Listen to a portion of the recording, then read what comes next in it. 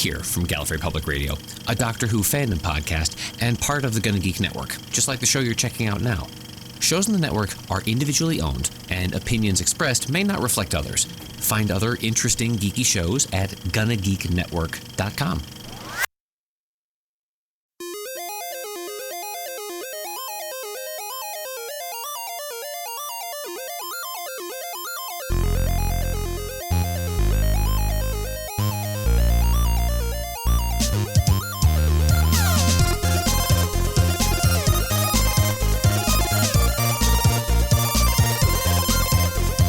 Hey friends, Jordan Woods Robinson here from AMC's The Walking Dead and Blue Man Group, and this is PopXcast, where science fiction meets pop culture. We're a geek podcast for geek culture, so are you ready to get your geek on? Sit back, relax, grab some gluten-free, non-GMO popcorn, and let's dive into the world pop culture bliss.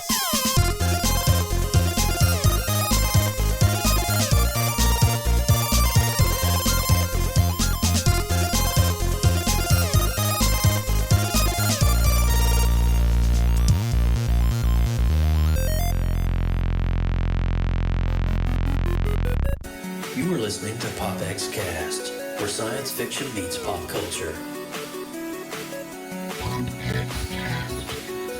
Captain's log supplemental. PopXcast.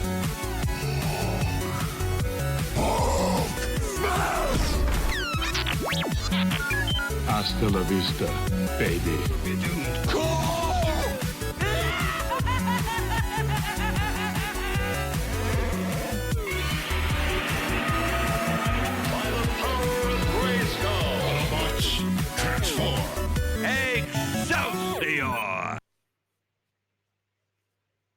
Hey guys, welcome to PopXcast, where science fiction meets pop culture. I'm Austin Burke, the Appalachian geek at heart. We would like to welcome everyone joining us live in the PopX.live chat room. Come hang out with us and join the conversation at PopXcast.com. If this is your first time tuning into PopX, the first 20 minutes or so, we run down the headlines since our last show, and then we dive into the topic at the halfway point. Stick around. Geeky goodness is coming your way, and I'm joined by Joseph Burke. Joe, what's up, man? How you doing, baby? Well, hello there. What's up, Pumpkin? How you doing? Pretty good, oh, man. I tell you, it's been crazy. I was sitting here this morning, I guess this is technically pop culture news, but I'm sitting here and I'm watching the deconstructive decomposing of Facebook and Instagram networks right now. It is really interesting. So if you're watching this feed at 12 a.m. on July the 3rd, 2019, it is like really crazy right now because the live stream, it says it's going to Facebook, but it's not going to Facebook. If you're trying to watch this, you might want to head on over to Get Vocal. If you can at least hear us, come on over to getvocal.com. But you know what? There is a link in the chat over there. In the awesome. comments. Thank you, Lindsay. I appreciate that. Lindsay Badger, always on it. Daggone it. She's always on it. You got it, dude. You got it, dude. Well, I'm your host, Joseph Burke, Central Florida's seasoned comic book nerd and retro enthusiast. Now, be sure to head on over to our Google Play and iTunes after the show and click on that subscribe button and catch up on some amazing shows from the PopX archive. And while you're at it, well, we'd certainly appreciate you showing us some love by leaving us a 5-star rating and review. That's right. And as Joe said earlier, I am Lindsay Badger, your favorite geeky okie. And if you have missed the last episode, episode 96, Dark Phoenix review and more, where we geeked out all about X-Men, make sure you go back over to our official website at popxcast.com for the replay of this and all the other great past shows from PopX's collective archive of geeky goodness. Of geeky goodness, that's exactly right. And, we want to give a quick shout out right quick to one of our guys. Hopefully he's listening. We've got to remember where the timestamp is on this. But Stephen Haywood, dude, we want to give you a huge shout out. Thank you so much for just the love that you gave us for PopXcast. You know exactly what I'm talking about. And we want to say that this podcast is proudly powered by Wirecast, which is an amazing software application by Telestream. Come on over and check it out. All right. So with all of that said, we have a news segment lined up for you guys. Don't go nowhere. PopX News coming your way right now. Extra, read all about it. This is PopX News coming to you live right here on PopXcast.com. Austin Burke, I believe you're up, man. Hello. Well, hello. Hello. All right. So we will start off with the very first topic, and that is last month, Kevin Smith revealed the first trailer for Jay and Silent Bob's reboot. The follow-up to his 2001 comedy, Jay and Silent Bob Strike Back, will be screened for the first time at San Diego Comic-Con in Hall H this Saturday on July 20th. Now, the director has taken to Facebook to share more details about the first trailer, which will be a 2-minute and 30-second red band trailer that represents the fun and feels of the upcoming movie. Anyone else excited to see Kevin Smith back on the silver screen in this newest addition to the Jay and Silent Bob franchise? So are you guys excited? Are you fans of the original movies? You know, I'm actually am. I remember watching Clerks back in the day, which is Kevin Smith's first. Have you ever seen Clerks, Austin? Oh, Clerks is great. Clerks is funny as can be, dude. I mean, low budget, but he just managed to do it. And that's where Jay and Silent Bob were birthed. You know, because they would hang outside that little convenience store and just kind of like, you know. Great side characters. Great side characters. And then because of just the hype, and everybody's like, I want more of those two. Yeah. That's why how Jay and Silent Bob came. I'm actually really excited. I saw Dogma, Jay and Silent Bob Strike Back. There's so many movies that they show up in. I think they're even in Mallrats as well, which is with Stan Lee. So there's if there's a chronological order to the appearances of Jay and Silent Bob, but I'm really excited to see where Jay and Silent Bob Strike Back. And I've always been Kevin Smith, man. He just got heart. And I love that. I love that about him. I thoroughly enjoy Kevin Smith. He has a fantastic personality, fantastic heart. He really feels with the depths of his soul in anything that he does, and it shows, it shines through every single time. Whether it's a good story or a bad story, you know that he's put 110% into every project that he's ever done, and there's passion behind it. So I respect him for that. And you know, another thing too, I'll say this really quickly and we'll move on. I think what Kevin Smith tried to do his best with Stan Lee, you know, getting justice for Stan Lee during Stan's last days, and just kind of being a voice for the guy, because we all know Stan Lee, during his last year, was really heavily mistreated by the industry and just really taken advantage of to the point of just insanity. And then Kevin Smith stepped in and started, you know, like really stirring the pot. And so for me, Kevin Smith will always have that level of compassion and just respect for what he did for Stan. Yeah.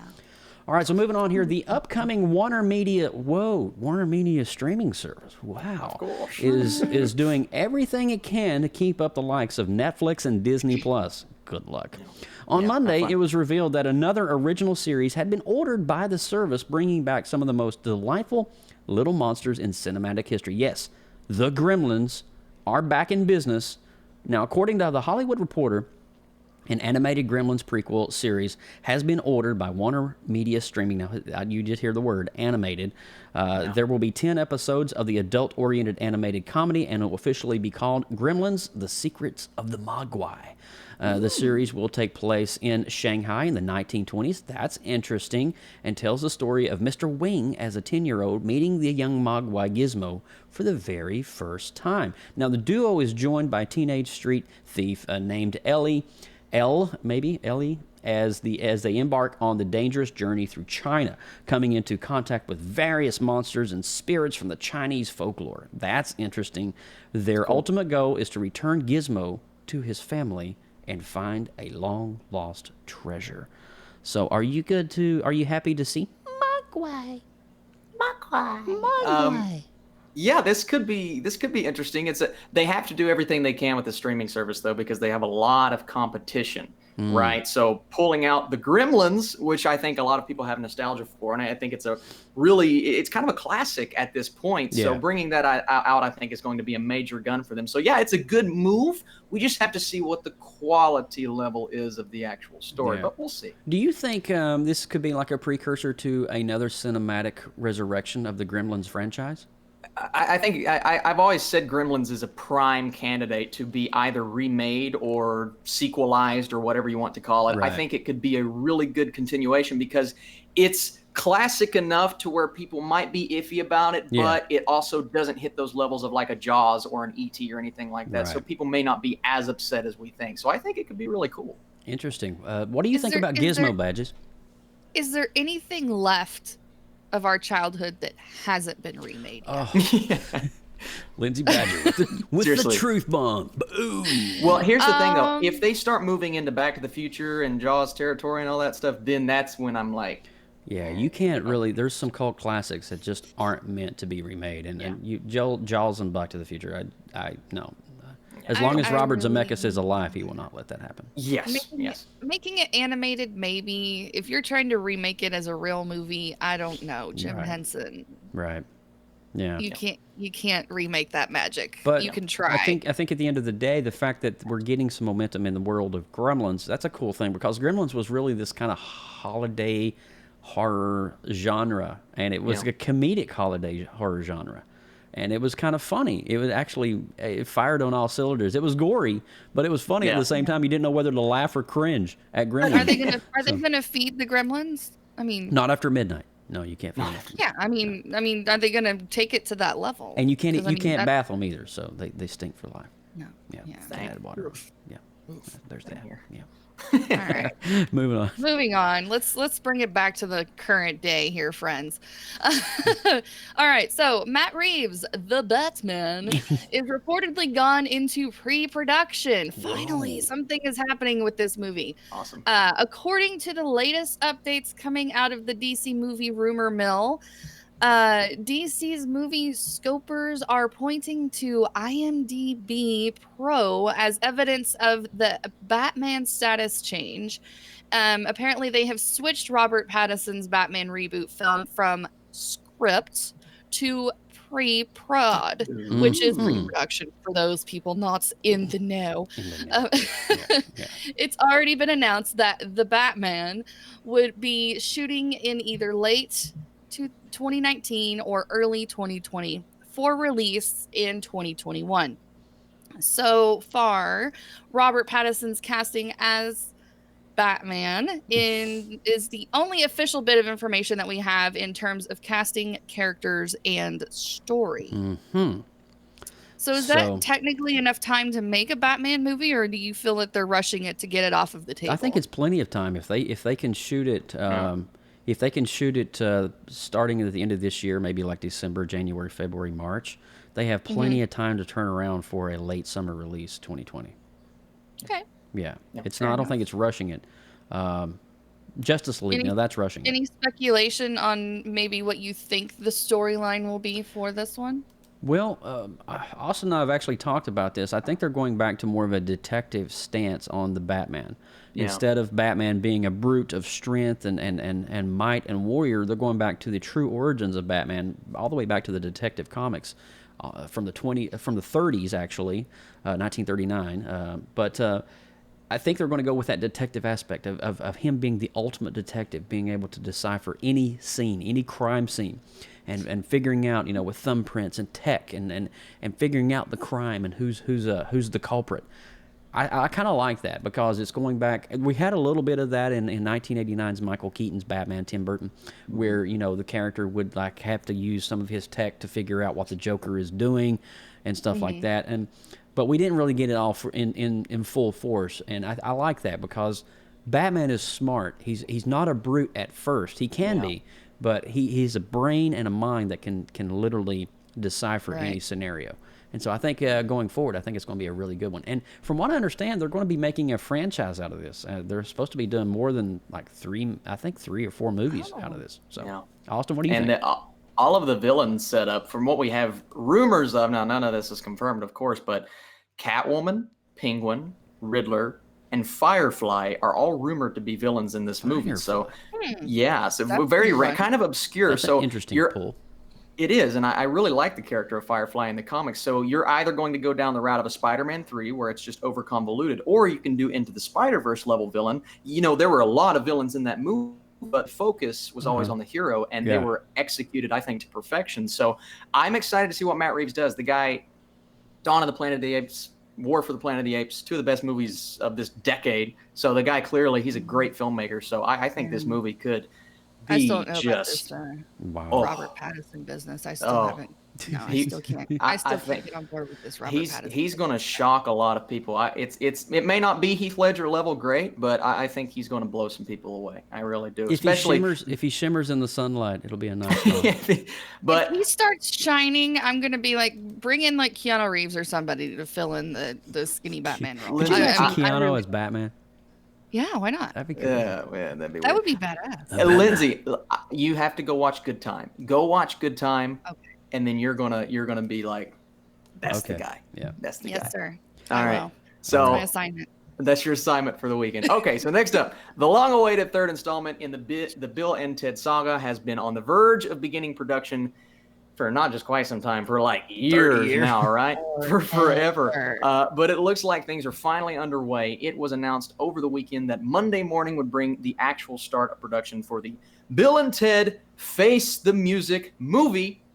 And it looks like that's actually the case. 28 years, oh my God, after Bill and Ted's Bogus Journey arrived in theaters, Bill and Ted 3 is bringing the iconic duo back to life. Keanu Reeves and Alex Winter are on the set right now delivering new lines as Ted Theodore Logan and Bill S. Preston, and fans could not be more excited. The news was confirmed on Monday morning thanks to a tweet from the official Bill and Ted Twitter account. It was a simple message, but it said everything we needed to know. Oh my God, it is time. Now, the thing I found funniest about this picture is Keanu Reeves shaved his beard, and people were freaking out. They're like, oh my God, Daddy shaved his beard. And I'm like, y'all, just come on now. I don't even know you anymore. Who is this guy? Daddy shaved his beard. Daddy But guys, we're living in the Keanu Sance right now. I mean, this man is everywhere, and I love him. Boom. Yeah. Well, I think honestly, it's really good. Keanu can really like stretch his acting abilities. Not only can he be John Wick or Neo from The Matrix, he's Ted Theodore Logan. And so it's really funny because it's been a long time since we've seen Keanu. Now, there was a Netflix series where Keanu made a cameo, right? And he's doing a comedic role in that. I can't remember the title of it. So good. Always Be My Maybe. Always Be My Maybe, yep. He stole that whole movie. He was in it for 5 minutes. It was amazing. Wow. Yeah. Oh, my God. So it's really, I kind of probably was a precursor to him getting back into the comedic role, I would assume. Yeah. But it was really good. But Keanu's such a flexible actor, too. And so I'm really excited to see. I'm a huge fan of the original two, Bill and Ted. Huge fan. Bill and Ted 1 will always have a place in my heart. It screams 80s and retro, so that's probably one of the reasons why. It does. But, I agree. Moving along here, so we have some really interesting news from the world of Orion Pictures. It's been several months since we had any updates on that new RoboCop sequel that we were talking about. Well, the new incarnation of RoboCop, RoboCop Returns, was announced by director Neil Blomkamp. And then in January, the original RoboCop writer Ed Neumeier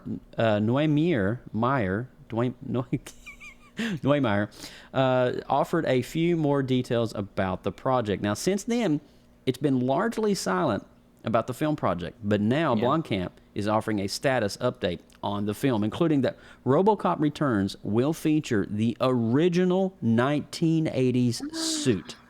What? So we are going back to retro land. On Saturday, Blomkamp answered a few fan questions about RoboCop sequel. When asked for a general update, Blomkamp noted that the script was being written and the process was going well. Script is being written, Blomkamp wrote, going well. Imagine watching Verhoeven do a follow-up film. That update prompted the fan to ask, well, if that meant the new film would feature the original RoboCop suit, to which Blomkamp confirmed, 1,000,000% original. Wow. So that's awesome. It looks like Robo is coming back. Your move, creep.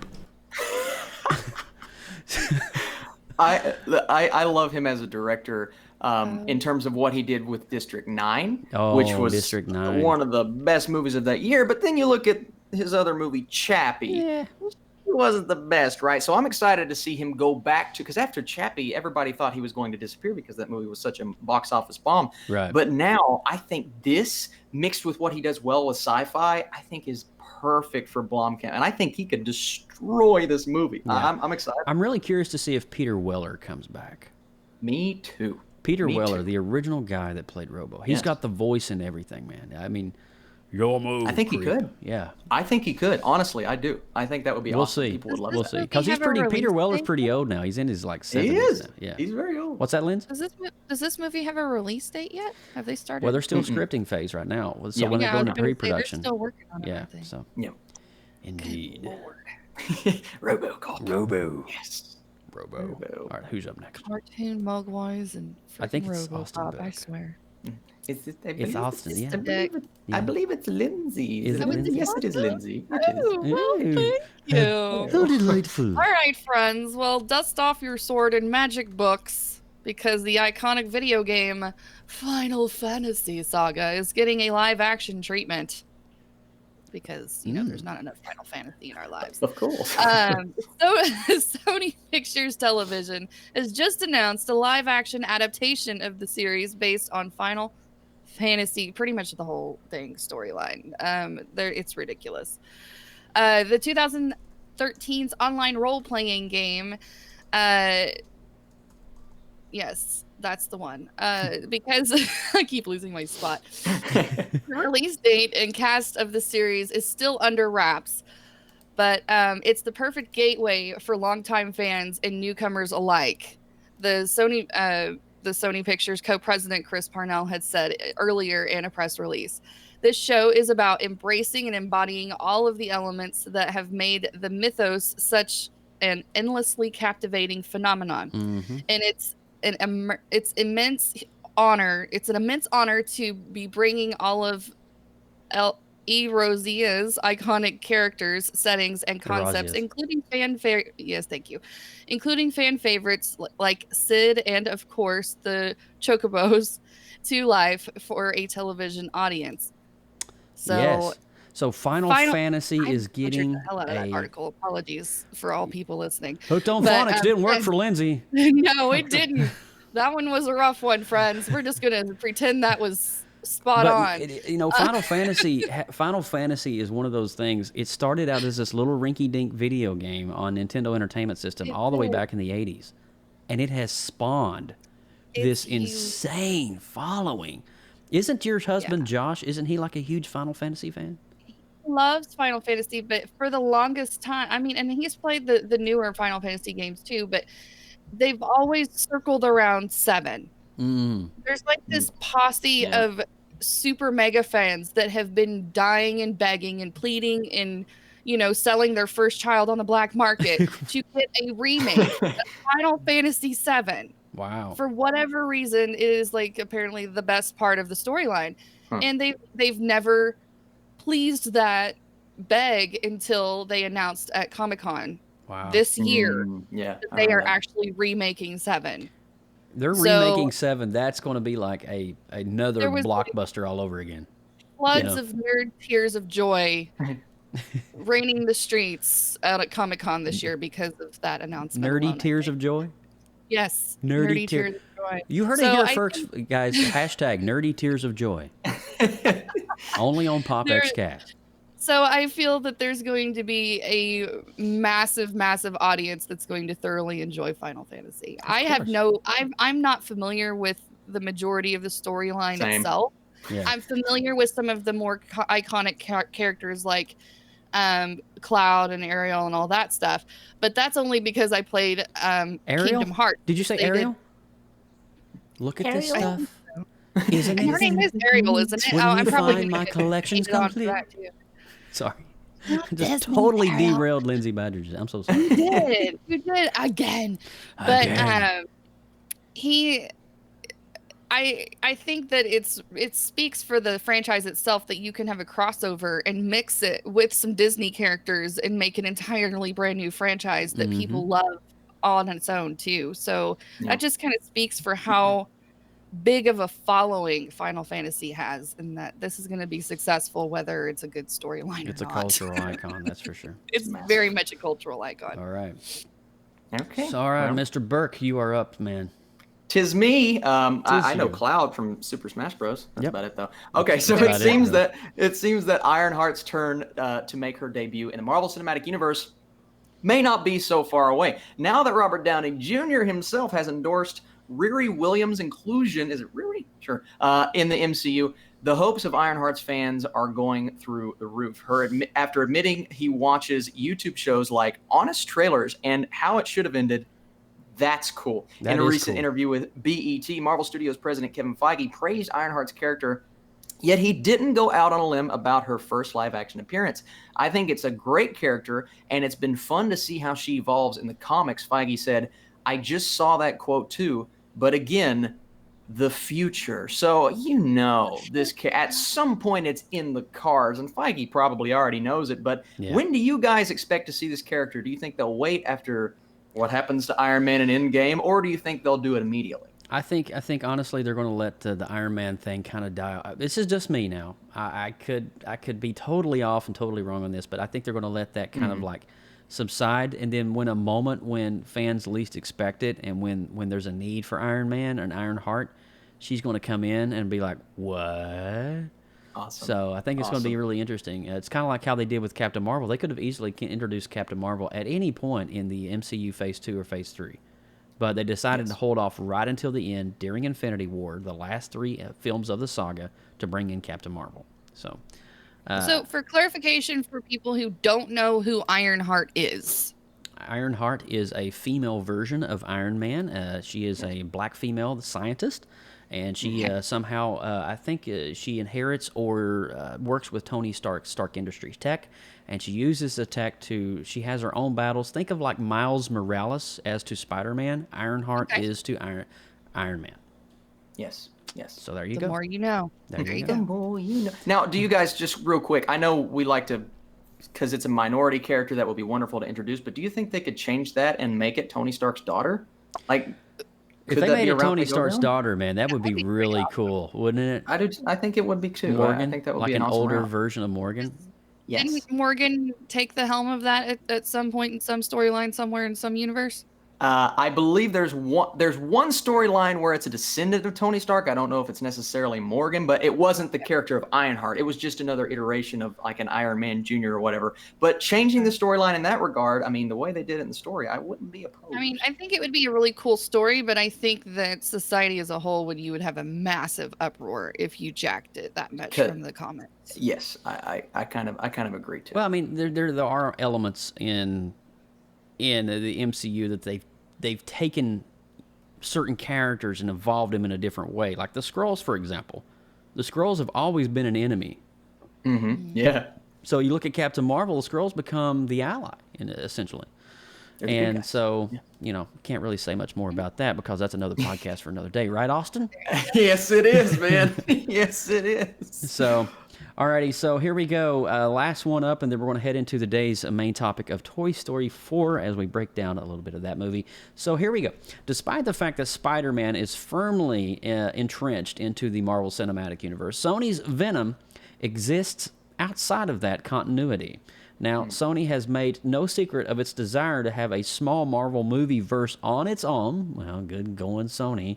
However, Venom's intrinsic link to Spider-Man has left some hope for an eventual crossover. Now, while promoting Spider-Man Far From Home, director John Watts addressed a potential enthusiasm for it. Comicbook.com, Comic Book Movie asked Watts how the crossover between Tom Hardy's Venom and Tom Holland's Spider-Man would work given the tonal differences in both of those films. But Watts indicated that the two franchises aren't so dissimilar after all. He said, unquote, I found Venom to be so funny that I thought Tom Hardy was so great. I don't know that they're so different, said Watts. I think you put these two Toms together and you're going to see something very special. Now, for now, it's 100% Sony's call on whether the two will ever meet on screen. So it's totally up to Sony at this point because, as we know, those stupid licensing agreements is causing the friction and seeing the characters that we know from the comics literally come together for the first time on the screen. So if Sony is down for it, I think if Sony is down for it, it would be really cool because I love Tom Hardy's Venom. I thought it was a great movie. It's definitely underwhelmed. It's underrated. It does have its quirks in terms of storyline, but my God, what a great film. Austin, what are your thoughts on that? See, I like the character of Tom Hardy's Venom. I didn't love the movie per se. Yeah.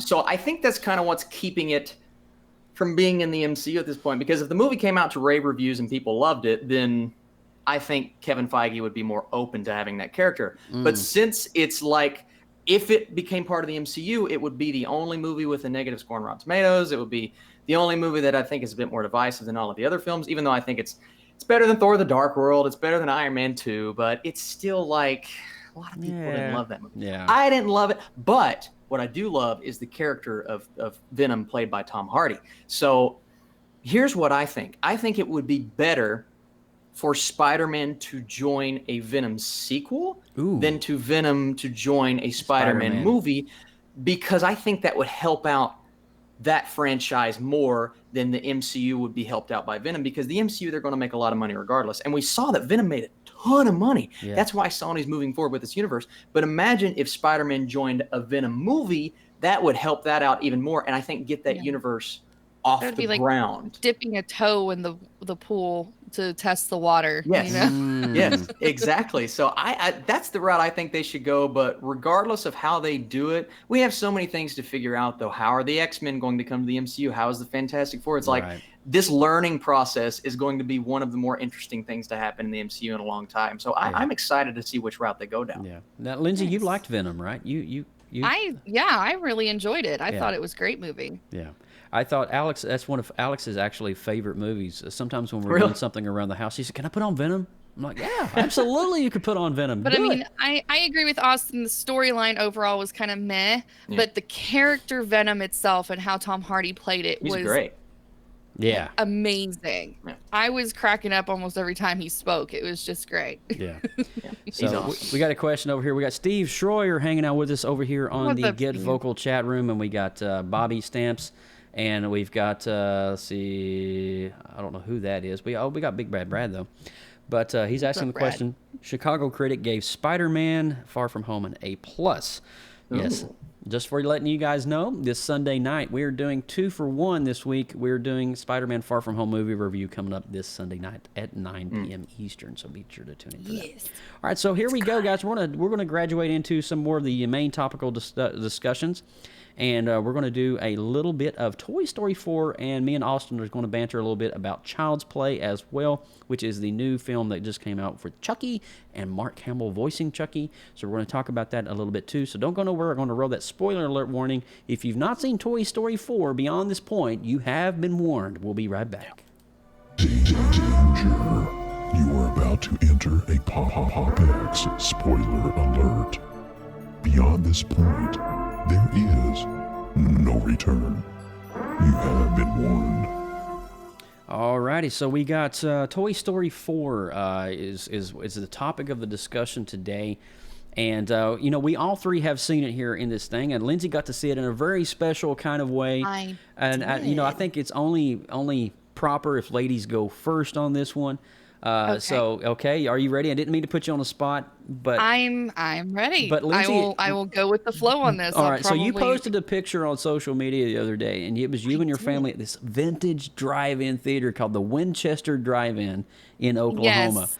And so I have never seen one of these type things like this vintage in a long time, and I was like, whoa, it's got the It is totally old school neon sign, and actually the sign used to animate where the cowboy would like wave his hand Vegas, back and forth.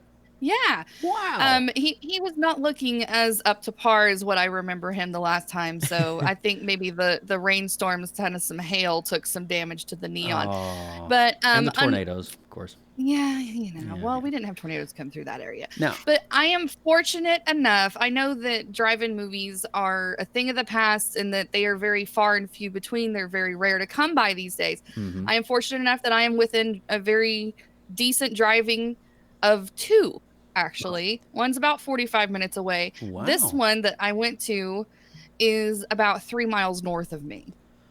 That's so really cool. I can pretty much go whenever I want to on a weekend. I have a question for you, Lindsay. I didn't mean to interrupt you. Okay. So when you pull into the drive-in theater, the ones that I went to when I was a kid, it had a little audio box that you would hang on your window. Speaker.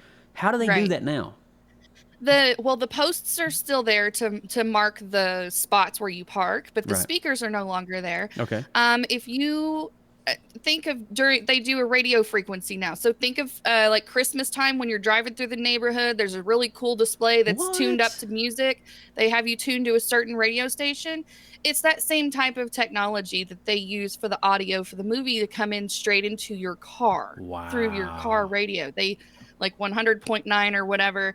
You tune it in, and depending on your car sound system is going to be the quality of your audio. That's so cool. Yeah, and it's perfectly synced up with the movie. Don't run your battery down. That is a lesson we have learned. Actually, because it was so muggy, we actually had the car running the entire time. You just turn the lights off. No big deal. Can I tell you guys that I was highly impressed with the turnout for this movie? Now, it was a double feature. Okay. Drive-ins are typically double feature, so it was Toy Story 4 followed by the new Aladdin. Okay. Awesome. That's pretty cool. There was not a lot open. I was almost turned away because the parking was packed full. That's cool. It's because it was a Disney really double cool. feature, I bet. Now, let me give you a flip side on that. When we went to go watch Solo there was like less than 10 cars. Wow. So, I mean, power of Toy Story. To tell you the power of number one, a kids movie, but also Disney in general doing a double feature at that packed the house. And so it was really cool to get the full ambiance of having a packed drive-in theater, and you're watching your favorite characters. And of course, whenever Aladdin came on, which I know we're not talking about right now, but I was busting out singing the songs along with the kids.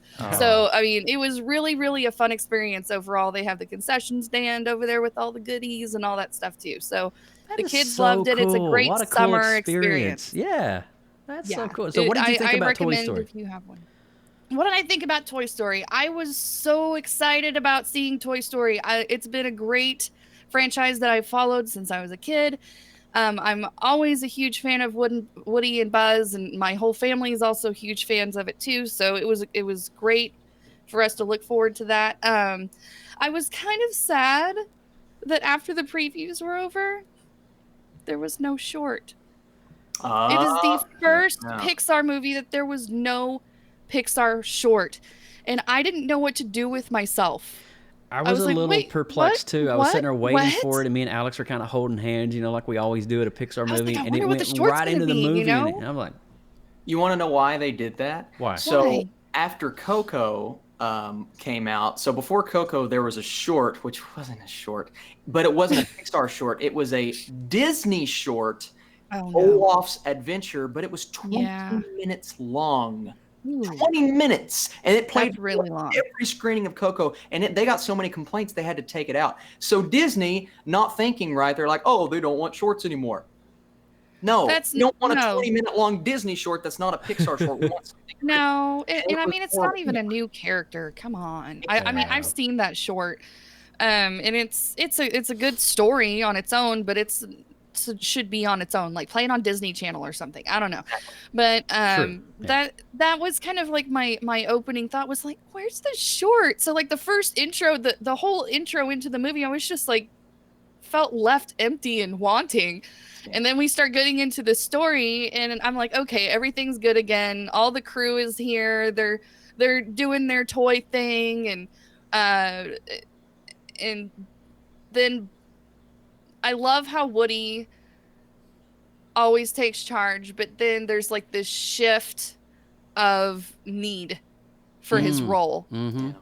And the degradation of how he's dealing with that in his brain through the entire movie is just kind of like he's struggling. He's struggling, but he is stubborn, and I can totally relate to that. He is stubborn as a mule whenever it comes to being in charge of the situation, and I appreciate that from Woody's character.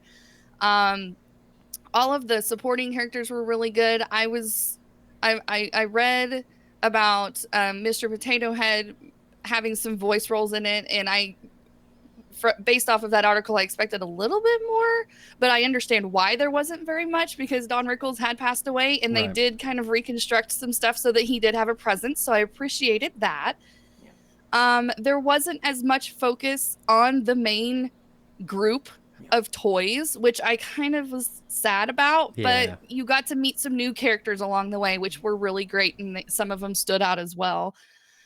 When we were going into the antique shop, I felt like we spent a lot of time there, like an excessive amount of time there. I felt like we got stuck in the antique shop with the toys and we were going to be there forever.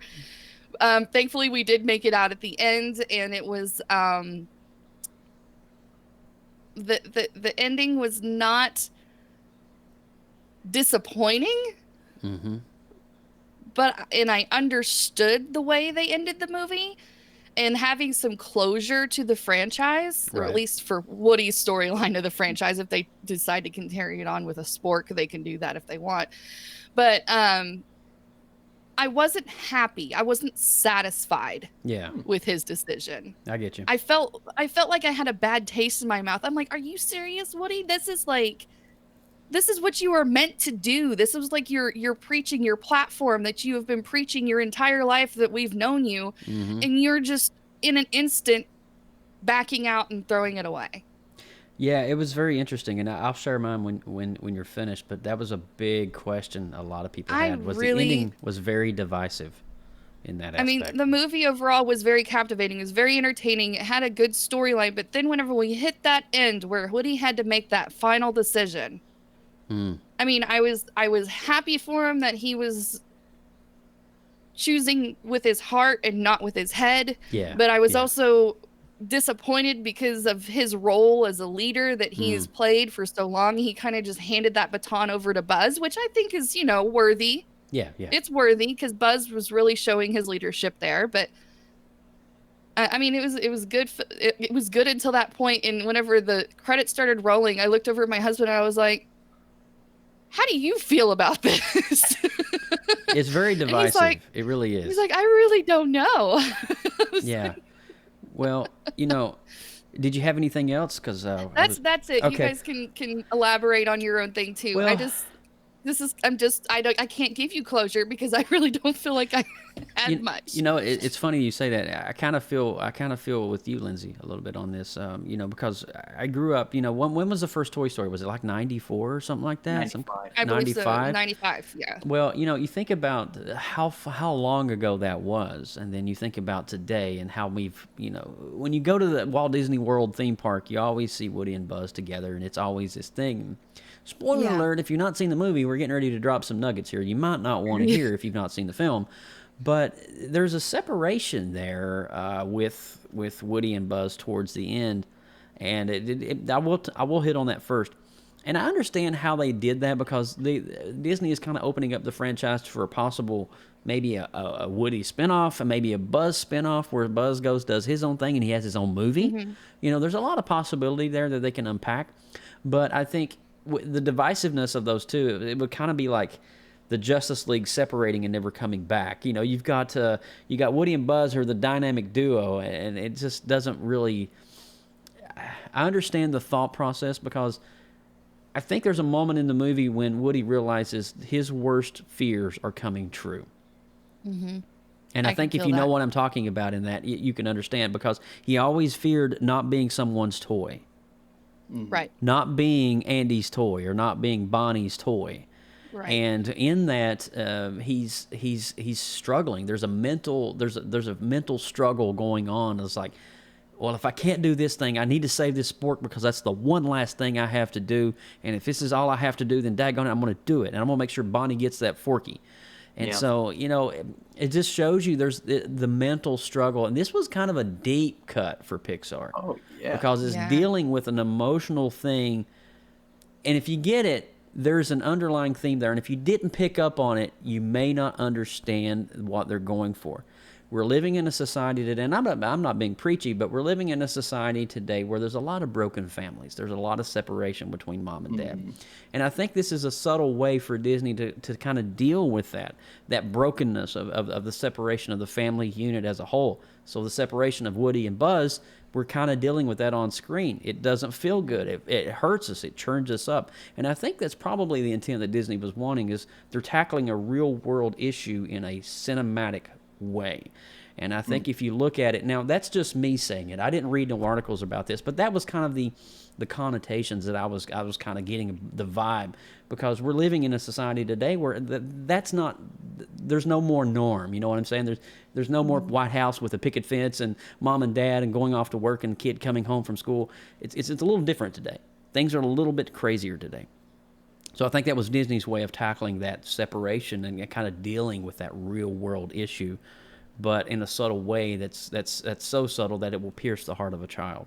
So that was me. But I thought that the supporting characters, and I thought everything that was kind of intermixed in between that, I thought it was great. Captain Kaboom, again, Keanu Reeves stole the show. He was so good. Oh man, it was such a beautiful Canada.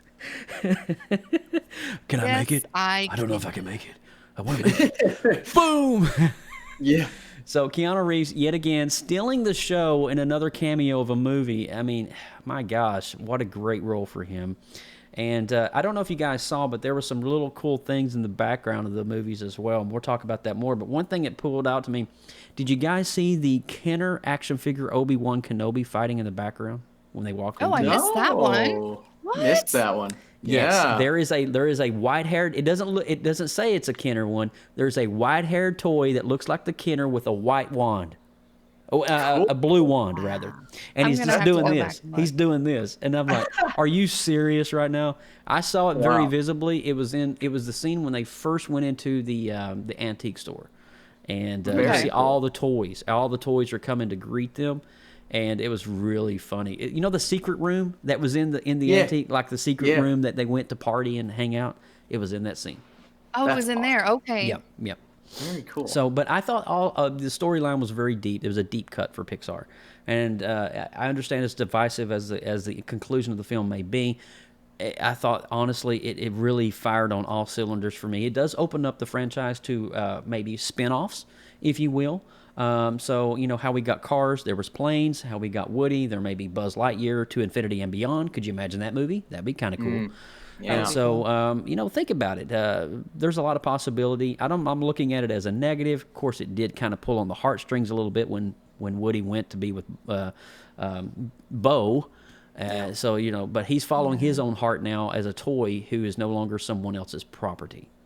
Mm-hmm. So when you think about it in that perspective, it's pretty cool. And prequels, yes, prequels would be awesome. I would love to see where Woody was before Andy's house. That'd be cool. So I would love prequels. Yes. All right. So Austin Burke, I'm going to turn this thing over to you, bud. Cool. Okay. So another little fun nugget is in Incredibles 2, one of Jack's toys was actually Duke Kaboom, just sitting in Jack's crib. Yeah. What? Yeah. I didn't know that. Are you serious? I swear, man, they planted that seed and literally nobody caught it until this movie came out. So a year later, people start catching that. Oh my gosh. That's Pixar for you. Seriously. But I love this movie. I thought this movie was wonderful. My only real critique is the fact that they didn't use the original group of toys as well as say they did in a Toy Story 3, but I saw Toy Story 3 as kind of the end of that storyline. Right. And now they're a part of Bonnie's group, and Bonnie's group, it's more of a whole than focusing on smaller groups. So I love what they did. And in terms of the ending, I completely understand how it is divisive, but I am 100% on board with how they did it. And I think it's the perfect way to go out because Woody's story arc was always leaning in this direction. You think about that one line from Toy Story 3 when they mention, well, where's Bo? And you see Woody's face, and the camera actually, it's a slow zoom into Woody. Yeah. And he just goes, well, we know what happened. You know, it's just that one line of, oh, he is heartbroken, right? Yeah. So, yes, he has always wanted to be someone's toy, but as Toy Story 4 progresses, he realizes he's like, this is not my place, and I shouldn't be here anymore because he was always Andy's number one. It's not Bonnie's number one. Yeah. Bonnie's number one is, we see in the movie, kind of turning into Forky because, you know, kids create things and they love what they create. I thought Forky was brilliant. Forky was hilarious. He was a great antagonist. Forky he is so funny because he just wants to jump into a trash can the whole time. He's like, I don't want to be here. Get me out of here because he knows what his true calling should be. So I thought that character was hilarious. Duke Kaboom was amazing. Key and Peele were so funny as the plush animals. But really, this is a Woody story. It's a Woody movie, and what Woody goes through in this film. And you can see and feel the love that he has for Bo. And at the end of the movie, honestly, if he would have went back with the toys, I would have been very upset because with this progression of his story, it makes sense for him to go where he believes. And this is really the first time we've seen Woody kind of make he's been selfish in the past, but make a decision that's going to change the outcome of the entire team, right? Yeah. Woody is gone. I mean, they're separated, but this happens in real life. My best friend, we were this duo for so long, for years and years and years, and he made the decision to go off into the army. We were separated, and we've been separated for 3 years. We were like the dynamic duo, right? Yeah. Same situation here. It's real. It's life. People have to separate. They have to go in their own direction. And while Woody made the tough choice, I believe it was the choice that's going to impact the audience most. And I think that's why some people are kind of because it's really sad because Buzz and Woody, 1995, the year I was born, by the way, that was when this is the team, the group. This is one of the all-time greatest duos in animation history. And now, however many years later, they're now separated. And I personally think Woody's storyline, now I would love to see a prequel, maybe on a Disney Plus or something. I think this is the last we're going to see of Woody. I think we could see more of the team.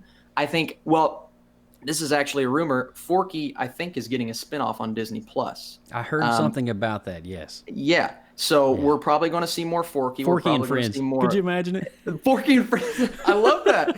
No, that's the thing. Bonnie's Toys, all of these actors and actresses have been saying that they're in talks to come back for Disney Plus. Yeah. I just think the main squad, the team that we know, especially Woody, I think that's the last we're going to see of Woody. But in my opinion, I think it was just what a way to go out. Yeah. What a way. One of the greatest, most well-written characters of all time. Because if you remember back to the first Toy Story, Woody wasn't the nicest guy. And now we flash forward 20 years later, and he is the team captain, but he loves everyone. He loves the kids. He loves the toys. So that story progression for me was great. I thought the movie was wonderful. I loved every bit of it. And I was going in very hesitant.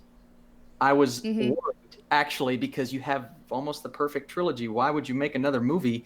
And then this movie comes out and just blows me away. And I'm sitting during the credits like, oh my, like this. I'm got a little sad. But it was wonderful. I loved the movie. I thought it was awesome.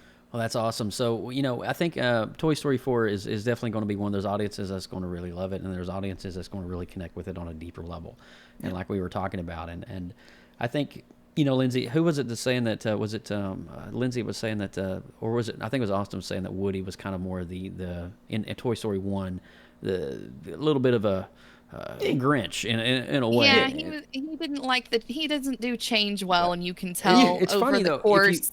We went back and watched Toy Story 1, like literally a few days before we went to see 4, and I was like, and I was telling Alex, I was like, man, Woody's kind of a, kind of a jerk, kind of a blank right here, but then you see the progression of his character and his heart and discovering who he is and his origin story in Toy Story 2, and then all of that stuff. It was really interesting to see, how the change that evolved from that. But in Toy Story 1, he was kind of the sheriff in town, right?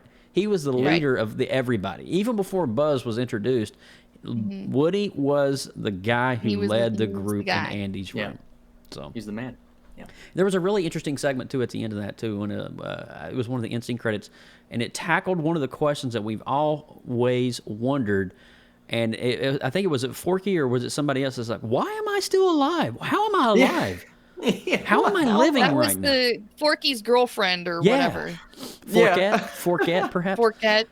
Or Knife. She was a Knife, I think, maybe. I don't know. So you think about it, it's really interesting. It was kind of like, oh my gosh, are they kind of opening up something for something, how the toys have this supernatural ability to come alive when a human's not around? Or is there something going on there? Or was it just teasing just for fan service? We don't know. Yep. So. Yep. Probably fan service. Probably fan service, I'm sure. How am I alive? Yeah. It's so funny. How am I here? So we're going to go ahead and review Toy Story 4. We're going to give our percentage. We're going to do this on a 1 to 10 scale. And so you can do a 0.5, 0.3, 0.4, whatever. And then we're going to start with Lindsay Badger. What's your scale? I'm just 8. An 8? Cool. An 8. I'm going to give it an 8.6 on the old PopX scale? I'm going to go 9.5 because I thought it was brilliant. 9.5. Yeah. Wow. That's awesome. Nice. Usually it's me overdoing your score, but this time you're overdoing both of our scores. I'm doing it, man. I still think 1 and 3 are better movies, but I do like it more than 2. But the fact that they're all high is ridiculous. It is crazy. Ridiculous. So there you go. And you know what? We want to hear what your score is for Toy Story 4. Leave a comment below and let us know, or in the chat room here, let us know what you thought about Toy Story 4. And if you were rating it yourself as Team PopX, what number would you give it? Now, really quickly before we go, before we kind of wrap things up, Austin and I are going to do a quick discussion on Child's Play right quick, because this was another movie that was kind of going head-to-head with Toy Story 4, because it was the battle of the toy genres, if you will. One is like horrific, the other one is family-friendly, but Child's Play was really targeting Toy Story during the whole duration of their marketing campaign, like showing like scenes of Woody like mutilated as Chucky was dragging him along in the posters. Awesome. You can Google. It was crazy, the marketing campaign on that. So they had the dinosaur, and the dinosaur was all broken, and Chucky was dragging him along, and it was really funny how they did it.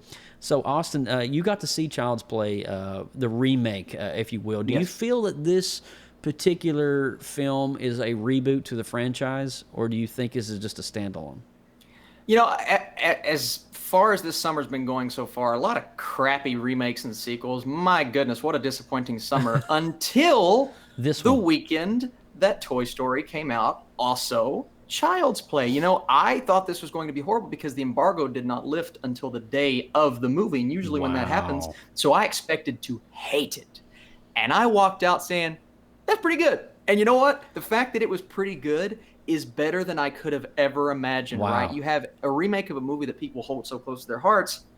This does not do the same thing. It does not put the person's soul into the body of the doll. No, they're going the AI route. They're switching up the formula. They're adding in some new characters. I didn't love some of the characters. I didn't love certain subplots. Some of it was over the top. But the relationship between Andy and Buddy, I mean, it was so good. You're my buddy. I was waiting for Joe to do it. It's so good. But buddy. Joe, what were your thoughts on Mark Hamill? Because this was a big topic of discussion, him coming in to voice the doll. So here's the thing with that. I thought that Mark Hamill's interpretation of Chucky was spot on. Me too. Mark's got that creepy, like Joker-esque voice already. Yeah. So just having him voice the voice of Chucky was just amazing. And you know what I was talking about is in the remake, they did go the AI route. So if you think about all the smart devices you have in your home, like a smart plug-in, a smart light, your thermostat, your Nest thermostat, maybe your Ring doorbell, all of that stuff was controlled by what you would have as an Alexa in your house was a Buddy. And so Buddy, was it Buddy, B-U-D-D-I? B-U-D-D-I, yeah. So it was Buddy, and Buddy was like this master control unit that, hey, Buddy, can you play this song? Sure, let me play that for you. Yeah. And it was really crazy, really creepy. And then all of a sudden, Buddy started becoming friends with Andy. Was it Andy or, let's see, what was his name? Yeah, Andy. It was Andy, yeah. Oh, my God. Oh. Andy. What in the world? That did not. Did you see me just figure that out for the first time live on camera? That's how that I saw goes. the lights come on. Andy, I saw it. Andy. Oh, wow. Okay, anyway. So when Andy was actually kind of becoming friends and setting up Buddy for the first time, we're seeing like he's really like connecting with him and more of a protector, a guardian over Andy. And so he kept doing that, and it was like, oh, you're hurting my friend Andy. And, he was just like, he didn't want it. And that's where the downfall started, is that he started figuring out. And mind you, this particular unit, the flashback scene to the beginning of the film, spoiler alert, one of the factory workers was forced to get the production done, and this last one, he overrid all the controls and just pushed it out with any kind of like barrier set up. So it was an open AI that could literally be taught to do anything instead of have a structure format of an AI in it. So it could learn anything and do anything, and so that's where Buddy become the killer in the film. This was a rated R film, by the way. So I will say that. I thought the storyline, there were some moments, Austin, I have to agree with you, there were some moments in the story I'm just like, it's kind of wonky, whatever. But I think the face on the pumpkin, that was kind of fun. Yeah. Oh man. Oh my God. I'm just not even gonna say nothing right there, but there is some moments of gore. So if you got a weak stomach, I would definitely not recommend you checking out that. It will matter, especially before you eat and go in. This is why I didn't see the movie. This is why I don't watch movies like that. Yeah. Lindsay, go watch Toy Story. You're my body. All right, anyway. So I thought it was a really weird how they both kind of played off each other with Toy Story and Child's Play. But I think Child's Play was a definite, really nice reboot. And it did open up the scene because at the end, when the credits were getting in a row, we saw the eye come on, and we knew that Chucky in some form may be back for a sequel. So they did leave it wide open. Yeah. And so it was really fun. I thought it was a great one. If you're into horror films, I would love to see this at Universal's Halloween Horror Nights this fall, which I kind of feel it may happen because there's about 4 houses that's yet to be announced. So we may be seeing Chucky in real life at Universal Halloween Horror Nights. So, Austin, if you're going to rate Chucky Child's Play on a scale of 1 to 10, where would you get it? So I was expecting this to be like a 3 out of 10. Me too. I'm going to go a 6 out of 10. I think it's a fresh movie, a fresh score. Yeah. I think it's worth watching, guys. Go check it. It's a nice remake. How often can you say that in 2019? Because it's not been kind so far. Yeah, it's not been very good. Well, to tag off of that, I'm going to do a 6.5 because, I grew up in that horror genre of Freddy Krueger and Leatherface and all of those guys.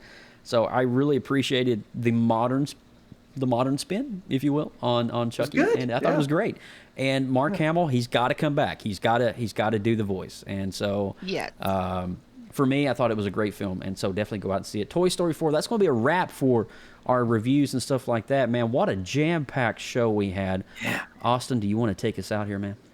Yeah, guys. So I am Austin Burke at the Burkinator. You guys can search and find me and go to my YouTube channel and check out Joe and I's review for Spider-Man Far From Home. We did that last week to just kind of prep yourself for this upcoming episode of PopXcast where we dive into spoilers.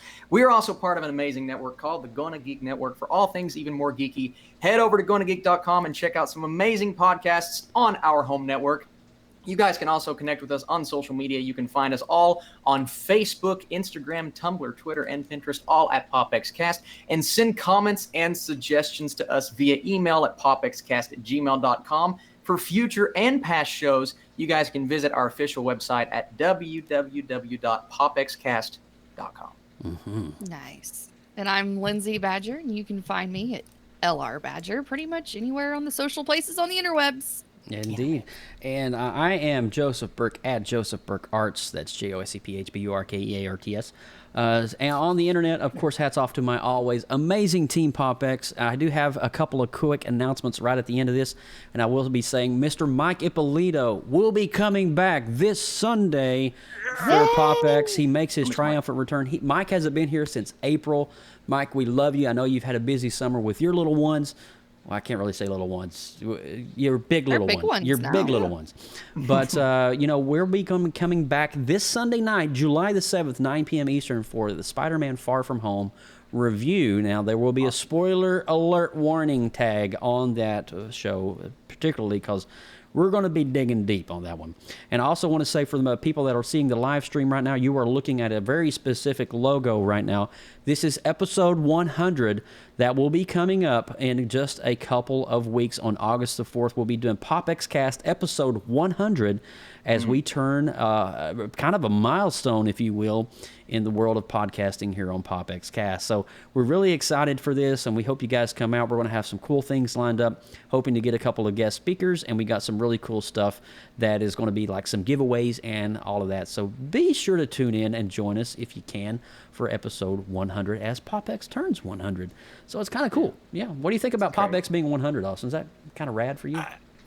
100 episodes of anything is just massive, man. It's crazy. They're just so awesome. I love the fact that we Yeah. got there, and we're going to keep pushing to 200. Me and Lindsay I'm started PopX in 2016. I'm thrilled. Yeah, this is going to be great. I am thrilled to hit this milestone. It has been a fantastic journey, It and is. I am excited to celebrate it. I might have to wear a party hat or something on that. we have to make like virtual like champagne toast or something. I don't know. They- We'll figure it yes. out.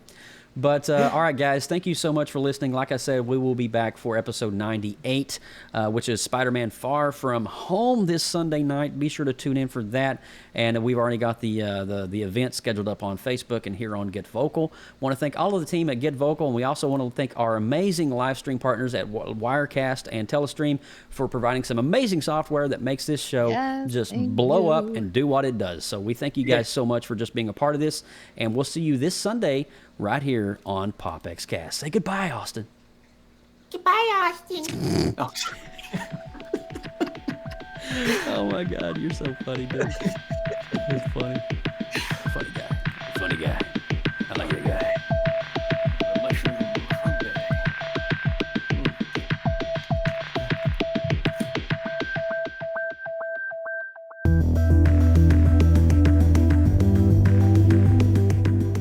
From everyone at PopXcast, thanks for listening. Please make sure to like our Facebook page, facebook.com/PopXcast, and click the follow button to get our live stream notifications. Drop us an email, popxcast@gmail.com. Be sure to check out this and more great content on the Gonna Geek Network at GonnaGeek.com. Get your geek on!